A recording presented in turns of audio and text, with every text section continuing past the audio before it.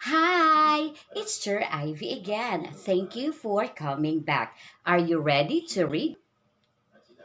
Awesome! So since you're ready, stay with this video so I can teach you. Let's go! So our lesson for today, magbabasa tayo ng mga words na may short I sound.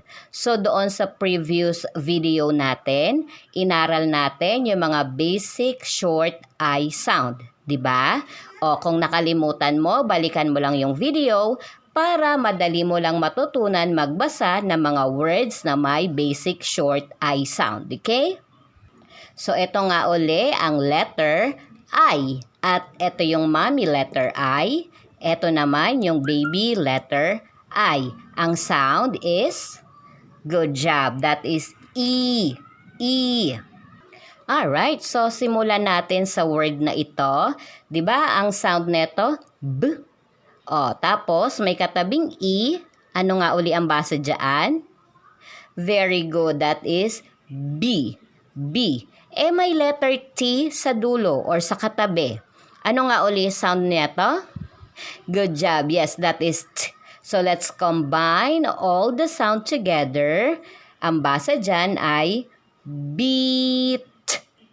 One more time. Beat. Awesome. How about this word? So ito ang sound neto. Yes, that is f. F. May katabing E. So ang basa dyan ay fee. Fee. May letter T uli sa dulo. Good job. Yes. T, t. So let's combine all the sound together. Ang basa dyan ay feet. One more time. Feet. How about this word?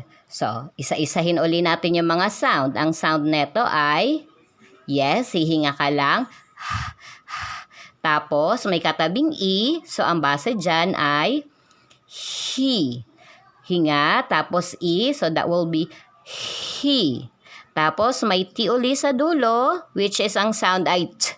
So, let's combine all the sound together. Ang basa dyan ay heat. One more time.